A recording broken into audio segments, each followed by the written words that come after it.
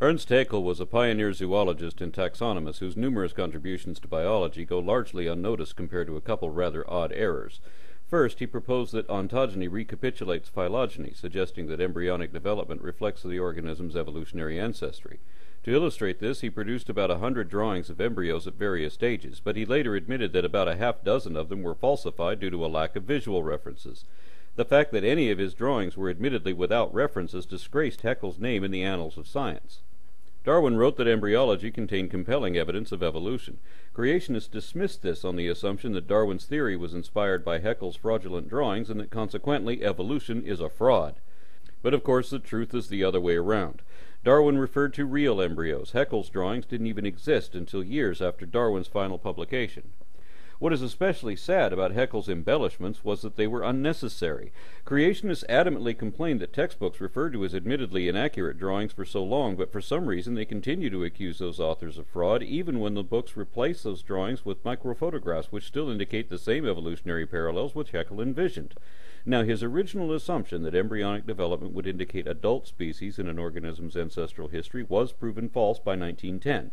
But the fact Darwin recognized that embryology does provide testable confirmations and predictions of phylogeny was already evident before Haeckel ever picked up a pencil, and has recently began a new embryological study known as evo-devo. Among other discoveries, this field revealed the evolutionary origin of the feather as implied by transitional stages in the fossil record and summarized in the formation of feathers in developing chickens. It is no hoax that mammalian embryos temporarily have pharyngeal pouches, which are morphologically indistinguishable from the gill slits in modern fish embryos, and that the divergence of development from there matches what is indicated in the fossil record. This is fact, not fraud, and none of these facts should be true unless evolution were true also. 100 years ago, the only human fossils yet known were a few Neanderthals, Cro-Magnon, and Homo erectus. Then an English attorney and amateur archaeologist presented bones and associated artifacts of what appeared to be an as yet unidentified species. British imperialists were generally accepting of the news, but French and American scientists were skeptical, doubting that the skull and jaw even belonged together. The British Museum touted the Piltdown man as authentic, but the American Museum of Natural History displayed it only as a mixture of ape and man fossils, which is what it eventually turned out to be. There was no way to adequately examine such things back in 1915. Chemical tests, common today, didn't yet exist, and we didn't yet have a practical understanding of radiation, and before the first Australopiths were discovered, we didn't know exactly what to expect of the links that were then still missing between humans and the other apes known at that time. But as we began filling in the gaps in human evolution with thousands of legitimate fossils, a pattern emerged which left Piltdown an increasingly obvious anomaly. Consequently, it was taken off display and stored away almost continuously for decades. It lost importance in most discussions because, in light of everything else we discovered over the next few decades, it just never fit, and was eventually dismissed from the list of potential human ancestors for that reason. As the years wore on, criticism arose against everyone who ever promoted the Piltdown collection because there seemed to be so much wrong with it. Finally, in the 1950s, it was taken back out of the box and scrutinized via more modern means. First, fluorine dating revealed that it was much too recent, and it was shown to have been chemically treated to give a false impression of its age and mineral composition. Then it was finally determined that the jaw must have come from an orangutan, and that it had been deliberately reshaped with modern tools in a well-crafted and deliberate forgery. No one knows who did it either, and more importantly, why. Errors were already known and previously reported, but few ever suspected fraud, because what would be the motive? Nearly everyone who stood accused was a man of high reputation and credentials. Maybe that was the motive. Maybe Piltdown Man was just a joke that had gone too far, but no one was laughing, and they weren't going to let it happen again. Even before the Piltdown hoax was officially exposed, an American paleontologist earned himself a lifetime of embarrassment when he found a tooth from an extinct species of pig in Nebraska and mislabeled it Hesperopithecus. The cheek teeth of pigs and peccaries are fairly similar to ape molars, and this one was badly worn such that Henry Fairfield Osborn initially believed it to be human.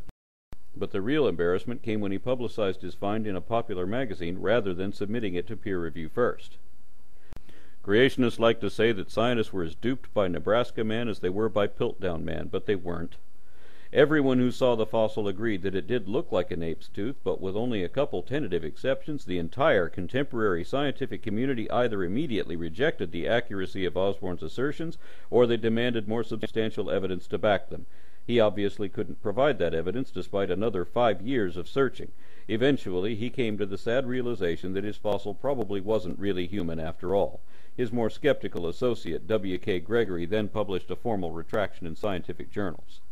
Creationists often accuse scientists of contriving the illustration of Nebraska Man and of conjuring a whole skeleton and facial construct out of a single tooth that was never even human in the first place. But the fact is, the magazine commissioned their own artist's impression, and scientists of the day, including Osborn himself, immediately reacted with harsh criticism. As a result, the article was never reprinted. Now, even though Piltdown Man was eventually exposed by evolution itself, and even though Nebraska Man was simple stupidity honestly and voluntarily admitted, and even though there were no other such examples in the history of paleoanthropology, creationists still portray both of these events and many others as if they were all part of some ridiculous unified international conspiracy intended to fool the world into believing evolution over creation ex nihilo. These paranoid propagandists also commonly contend, based only on these exceptions, that each of the thousands of fossils we found and confirmed before and since were all proven to be fakes too, even when the alleged authorities making these claims are already exposed charlatans currently imprisoned for fraud. Some 40 examples of Peking man were lost in World War II, but they were just part of a subset of Homo erectus and not the only evidence of human evolution. Modern man didn't just come from a monkey, but as a member of the infraorder Catarrhini, he is a monkey by definition. Cro-Magnon wasn't a different species, they were just the first of our own species known in Europe, displacing the sons of Heidelberg man. Homo heidelbergensis was quite human because he was human, just not the same species we are. And it was never known from a single jawbone either, but from more than 4,000 bones representing nearly 30 individuals found in one side alone, and there are still dozens more. Their evident descendants, the Neanderthals, weren't just an old man with arthritis either. We found hundreds of Neanderthal men, women, and children, and even their DNA, which has provided proof that they were not part of our species. None of the experts believe that Lucy was a chimpanzee. All of the experts agree that Australopiths lie between humans and modern apes, or that they are simply basal human forms. Nebraska man was never accepted by the scientific community. Piltdown man was the only such fraud that ever duped scientists, and there's never been a fossil of New Guinea man because he is apparently a lie made up out of nothing by the author of this entirely fraudulent religious tract. Homo habilis was made up of at least two, if not more, different groups that do not belong together. It was an assemblage of several different types of animals put together and made into one. That's not entirely accurate. Actually, we found the remains of dozens of Homo habilis individuals and about a half-dozen Homo rudolfensis, too. These were once thought to be distinct hominine species, but they're so similar that many paleoanthropologists now consider them to be two variations of one species. Homo erectus, or Java man, isn't a half-man, half-ape either. The man who discovered it admitted before he died that it was a fraud. He confessed that he had found an ape skull about 50 feet away from a human leg and two human skulls, and had mixed and matched to create a fictitious creature.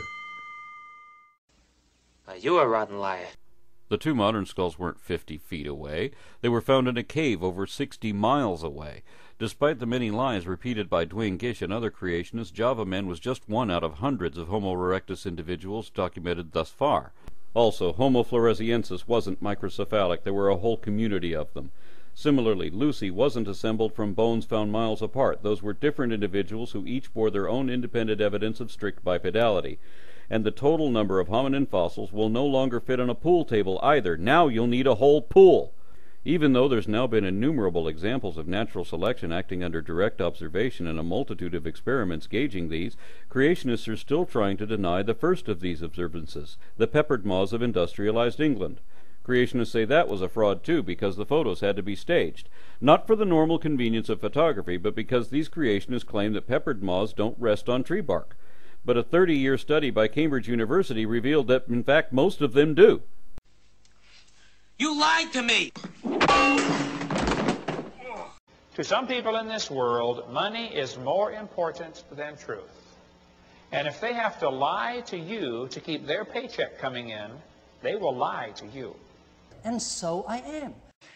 If you do the research, you'll find that a Chinese farmer glued together the head of a bird and parts of a reptile and completely fooled the worldwide scientific community, including National Geographic, with what they thought was a transitional form. It was called Archaeoraptor. You're always wrong. Only a handful of scientists ever saw Archaeopteryx, but everyone who did noted that it was a composite piece, and the artistic amateurs who paid for the fossil were repeatedly warned that some parts of it might not even belong to the whole. Popular press foolishly scooped the story prior to peer review, where it was instantly exposed as a fake by multiple experts, and each submission to scientific journals was immediately rejected. Archaeopteryx therefore fooled no one in the scientific community at all. The irony there is that the tail of the alleged Archaeopteryx turned out to belong to the as yet undiscovered Microraptor, a four-winged and apparently gliding feathered dinosaur which turned out to be even more compelling proof of avian evolution from dinosaurs than Archaeopteryx was in Darwin's day. The scientific process of peer review seeks out and exposes fraud by design, but anti-evolutionist arguments are withheld from peer review because they are driven entirely by frauds, including misstatements, out-of-context quote mining, and contrived or distorted falsehoods and terms erroneously redefined into instigative reactionary nonsense unintelligible as anything other than propaganda. In short, if creationists knew how to expose a fraud, they wouldn't be creationists anymore.